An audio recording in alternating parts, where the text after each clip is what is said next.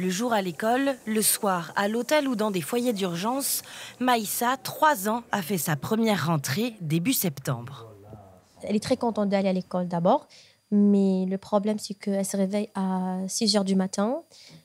Ça paraît normal, mais à quelle heure elle dort? Elle dort à 23 heures. Elle n'était pas à l'école pendant cette semaine parce qu'on n'était pas hébergés, elle ne dormait pas, elle ne mangeait pas bien, donc c'était compliqué.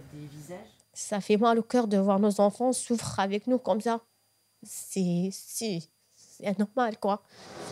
À Tours, plus de 30 enfants dorment à la rue chaque soir, selon les chiffres de l'association Entraide et Solidarité. Pour cette fois, quelques familles ont pu manger un repas chaud et dormir à l'abri, mais aussi se rendre compte qu'elles ne sont pas seules.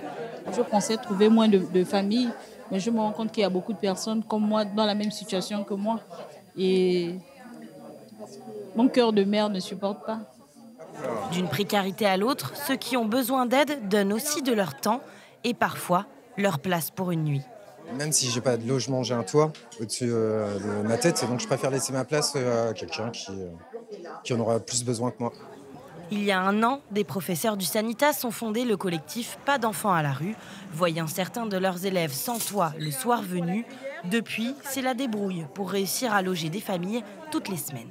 On est très en colère, on trouve ça complètement inadmissible. On est épuisés parce que nous, on doit trouver des solutions à la place de l'État, en plus de notre travail en classe. Depuis le 2 juillet, on a dépensé plus de 4 000 € pour mettre des familles à l'abri, ce qui est complètement délirant. Tous le savent ici, mardi, ce sera une nouvelle fois la triste loterie du 115 pour ces familles. Les 800 places de la métropole font à chaque fois le plein et leur nombre stagne.